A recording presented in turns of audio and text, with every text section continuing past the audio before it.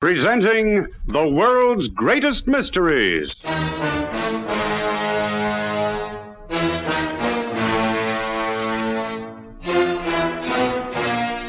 And now, your host.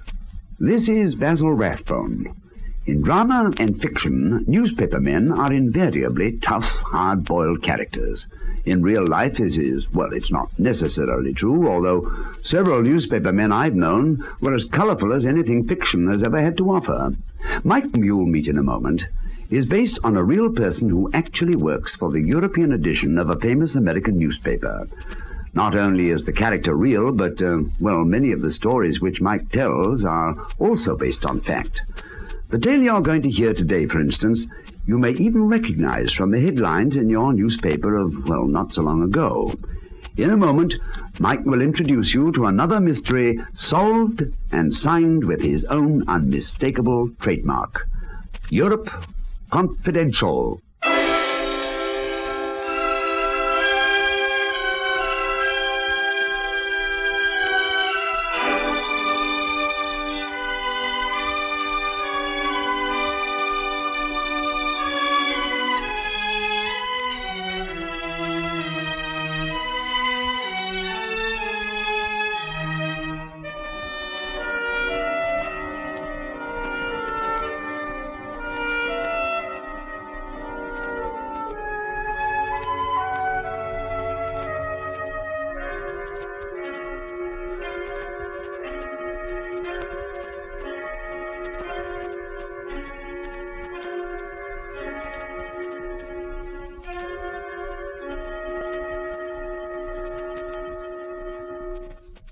Presenting Europe Confidential.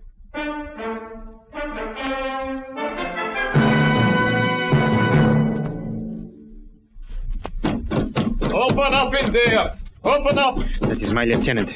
You'd better give me that gun. Don't give it to him, Brett. Open up! You're going to open that door, Dimitri. You're going to tell him that everything's all right. I will not be a traitor to my people. You can either be a dead patriot or a live traitor. Take your choice. You've got 5 seconds.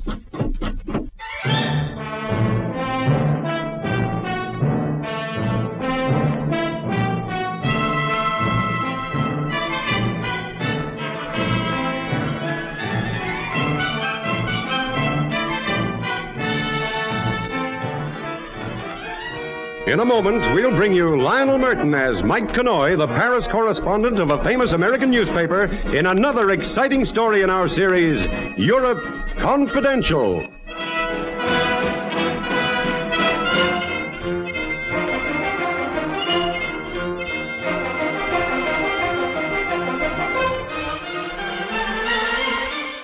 This is Mike Connoy. I work for an American paper in Paris, but I was away off my beat that time 2 years ago when I ran into trouble down in southern Europe. I was in one of the small Balkan states where trouble flares up occasionally. Name of the country doesn't really matter now, but it was small, it was corrupt, and it was explosive. In Paris, we had word that the reigning party was likely to be overthrown any day. So I was in the capital to cover the story and maybe get something special for my column, Europe Confidential. That's how I came to meet up with Steve Holliday again, outside my hotel one day in the central square of the city.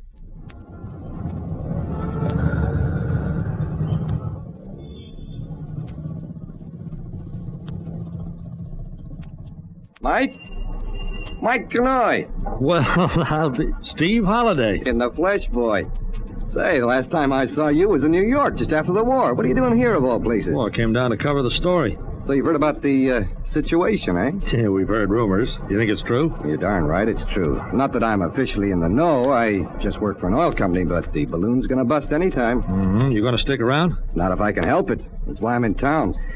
Say, listen, Mike, for old time's sake, maybe you could help me. No? Yeah, this could be a real stroke of luck. Will you help? Well, sure, Steve. I'll help if I can. What is it? Well, it's almost impossible to get plane tickets out of here, and I need 2 of them. Maybe with your influence, I could get them. Oh, it shouldn't be too difficult. I've got a contact in the office of East European Airlines. Ah, that's my boy. The office in Paris arranged it just in case there was a rush on tickets. I'm already booked on the midnight plane out. I tipped the guy for his trouble. Maybe on the strength of that tip, I could write him a note. Now you're talking. Great, Mike. That's really great. 2 seats, you said, huh? You married, Steve? No, this is just a friend. Say, it really was a stroke of luck meeting you like this.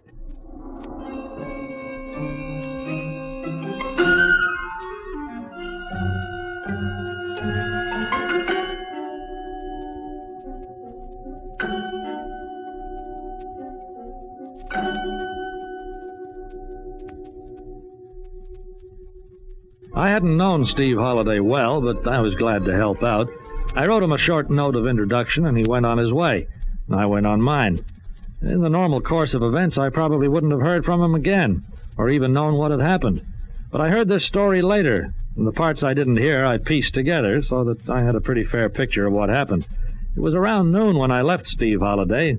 By the time he got back to the Monahan house, it must have been after 2 p.m. Steve, Hello, honey. Where's Brett? he's gone. Gone to Breffner on business. Oh, Steve. Steve, I love you. Sure, I know, baby. Did you get the tickets? I had a stroke of luck. Ran into a journalist. Guy I knew from back home. Name of Mike Kanoy. On a note from him to the ticket office, I got 2 seats. Oh, never mind how you got them, just as long as they're real. Just as long as we're getting out of this place. I can't believe it. Brett won't be home till tomorrow, and by then we'll be gone. Midnight plane. And just in time, I figure. Then there's really going to be trouble? It's brewing, honey. Strange that Brett never said anything to me about it. He's so close to General Strucker. Maybe that's why he's heard nothing. Because he's so close. When people plan to overthrow a government, the last who get told are the dictators and his friends. And Brett Monahan was known far and wide as one of General's trusted pals. Thank heavens we're getting out of this place. Maybe in a few weeks' time you'll realize just how lucky you were. I think before long, Brett's wife is going to be the least of Brett's worries.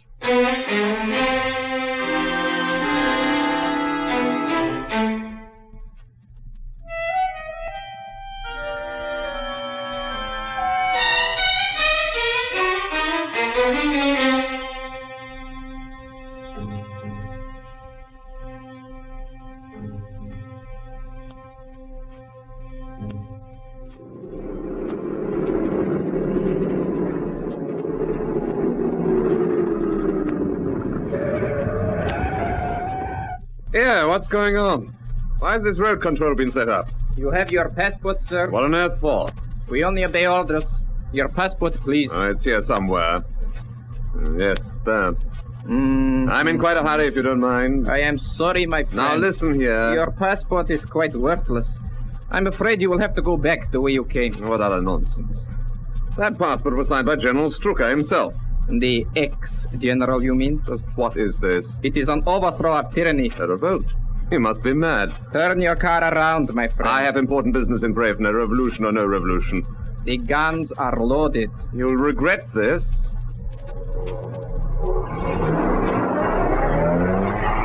It is not us, my friend, who will do the regretting.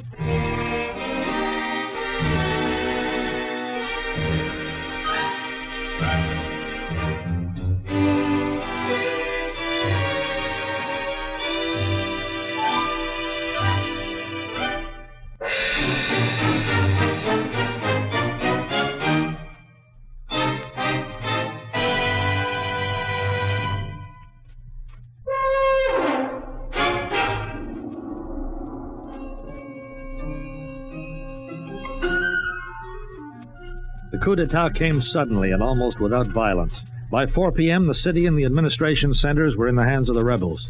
General Strucker, the dictator, was under arrest. As for his friends, like Brett Monahan, well, in a revolution, I'm afraid few are spared, and they never include friends of the overthrown regime. Brett Monahan reached his house around 4:30 p.m. to find an officer of the army waiting for him.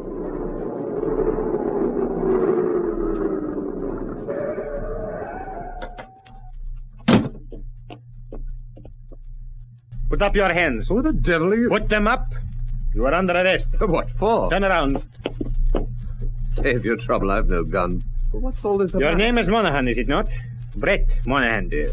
You are under arrest for conspiring against the people of our republic. Conspiring against... What utter nonsense. It is in our records that you are a personal friend of Strucker, the tyrant. But I'm a British subject. Our records also show that you applied for and received the nationalization of our republic. I had to for business reasons. Your wife is inside? Yes. Excellent. I was about to go in and arrest you both when I saw your car approaching. I demand that you release me. My wife and I will get the first available plane out of the country. I am afraid that the only trip you will be making will be to the prison, my friend. Now listen to me. Come, we will collect your wife. Put that gun down, all right? Or you will what? Now I'll take the gun, my revolutionary friend. Get up. On your feet. Well, that's cold.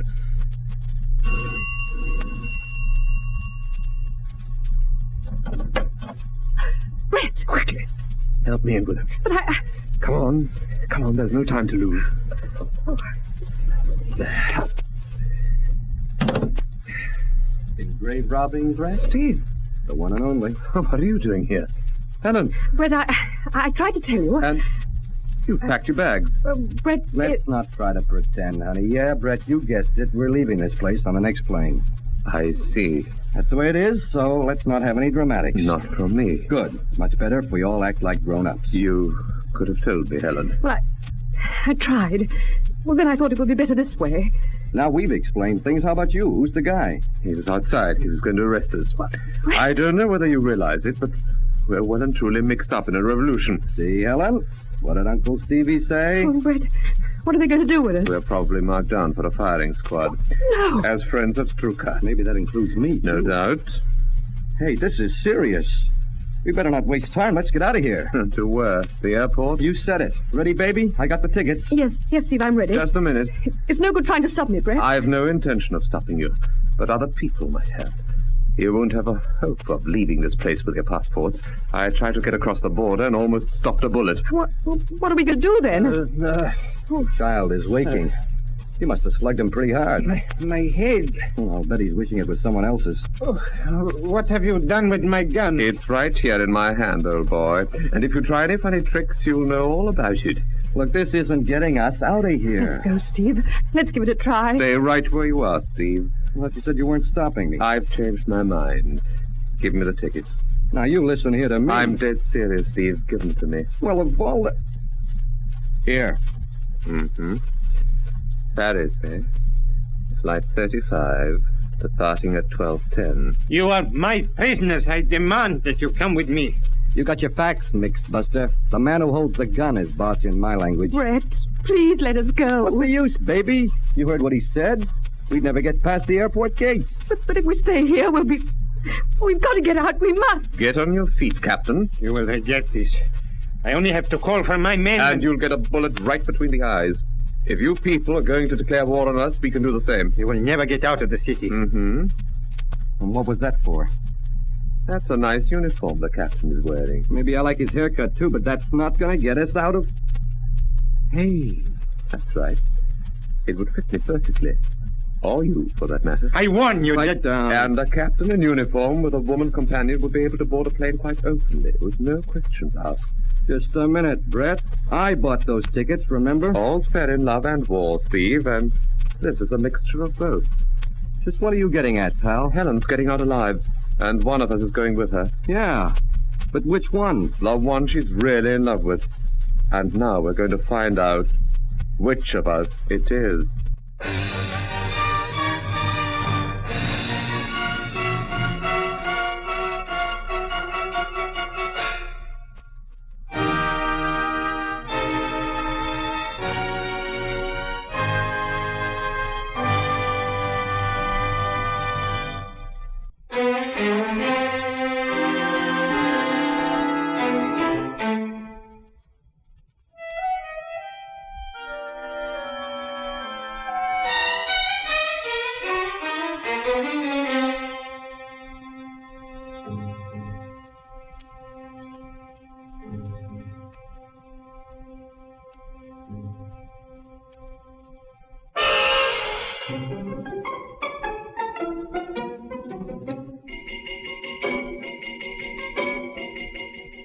It was quite a situation Brett Monahan found himself in.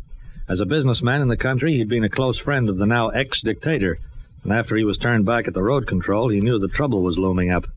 He'd driven home because his first thought was for the safety of his wife, but now he found someone else was just as concerned about her safety, and had been for quite a time. So they had 2 plane tickets between the 3 of them. Only one of us is going to board that plane, Steve, and I'm going to decide which of us it'll be. Well, it's pretty obvious, isn't it? Helen would hardly run off with me if she didn't love me. Right, Helen? I suppose so.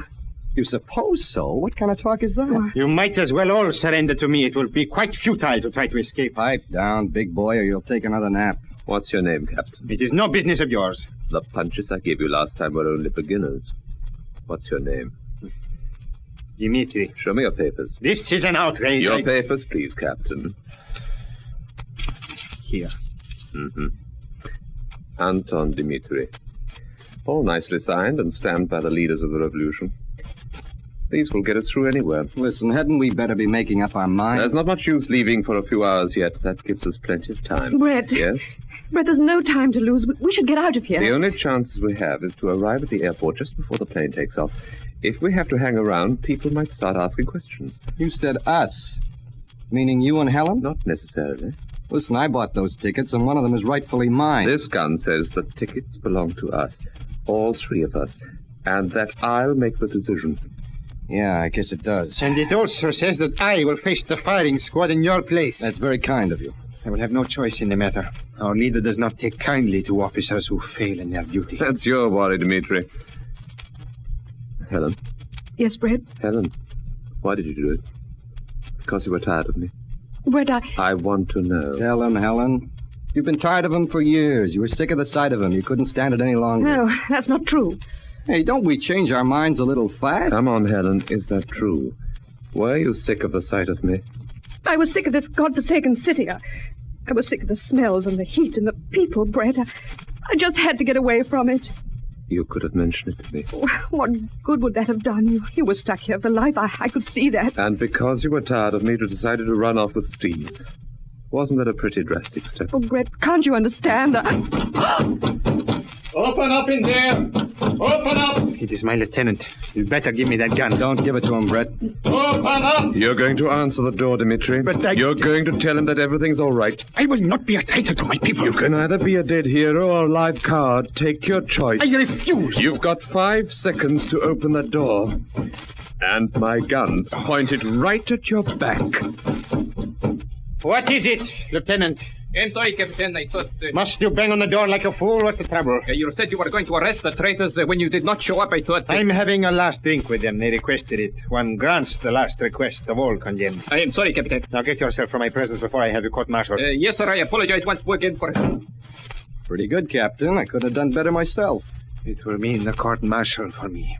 I will be shot by my own soldiers. At least you'll be among friends. What time does the purge start, Dimitri? There will be no purge. Our people have already removed those holding positions of power. We do not intend to spill unnecessary blood. Listen, we were trying to decide something, remember? We're going to decide it here and now. Helen, Yes, Brett. do you still love me? Yes, I do. Now, wait a minute. You keep out of this. Helen, if I say I'm willing to take you back and forget everything, would you leave on that plane with me? Oh, darling, of course. Brett, let's get out of here. Now, right away.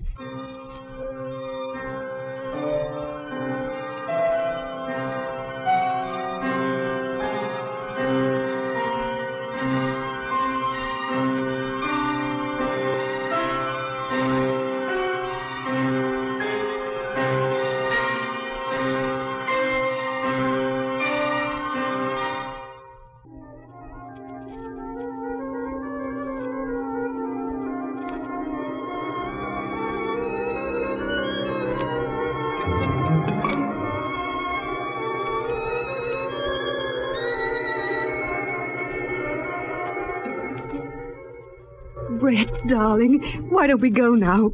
Well, quickly, let's leave here. Behold, the girl who last night told me she couldn't stand you.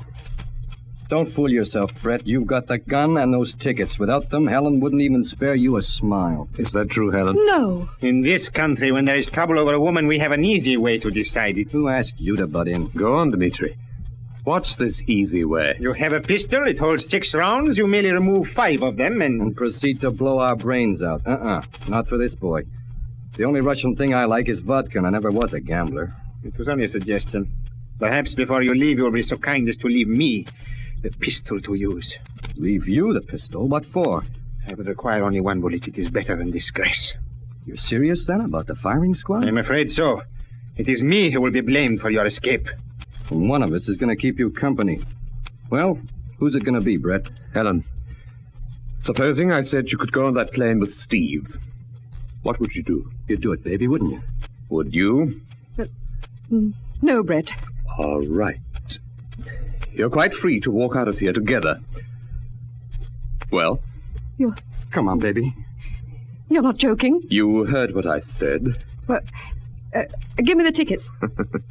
Brett, get the tickets. Who do you love, Helen? Me or Steve? I don't know. She loves the guy who has the tickets. Isn't that right? No, it's not right. You better decide soon. And I'd appreciate it if you'd put that gun down. The gun's staying with me, Steve, until I've made up my mind. Maybe I can help you to make it up. Oh!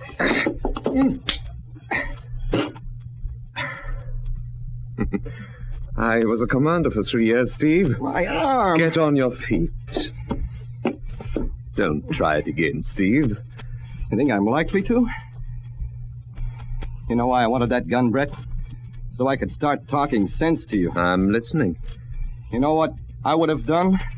I would have said, come on, Brett, we're getting out of here. Just you and me. Steve! You would have done that? Sure. Honest. I thought you were in love with Helen. Did I ever say that? I'm in love with life. Come on, Brett, we're getting out. Don't you think you've got a duty to Helen? Duty nothing. Brett, don't listen to him. I love you. I've loved you all along. Can't you see that? When you have finished trying to make up your minds, give me that gun. For me, there's only one end to all this. Brett, take me back, please. I'm your wife. Yeah. And she was all set to walk out on you tonight. No. Fella, we're going to get on that plane. Come on, make your decision.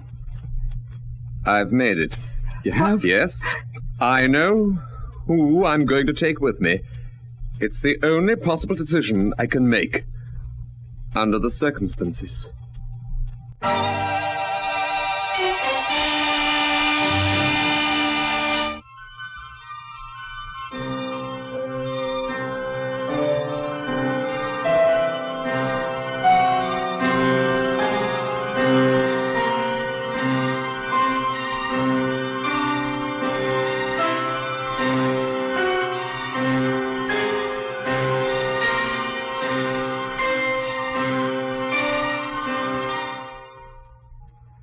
This is Mike Kanoy again. I was on that midnight plane out, along with a group of about 30 other people.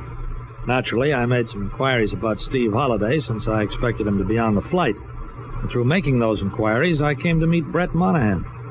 It was on the long flight to Paris that he told me this story of the choice that he made.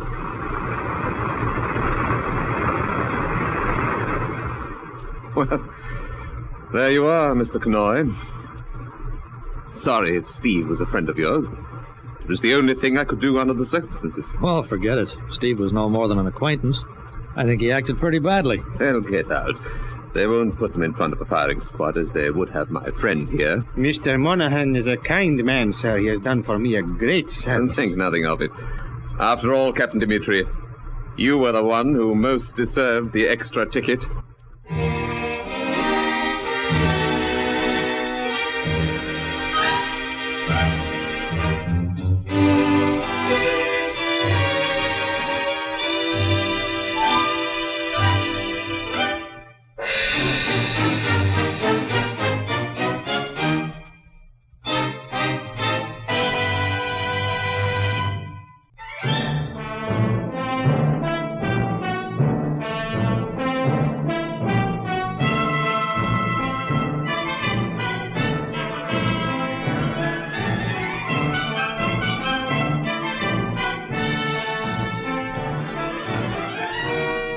You have been listening to Lionel Merton as Mike Kanoy in another exciting episode in the series Europe Confidential.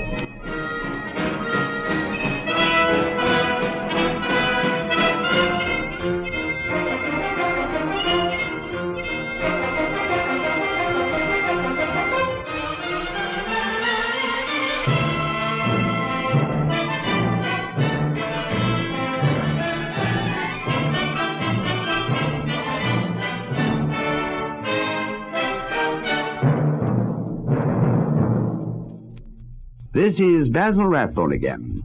As Mike takes the copy out of his typewriter to file his story, our play for today comes to an end. Well, goodbye now till we meet again to listen to another of the world's greatest mysteries.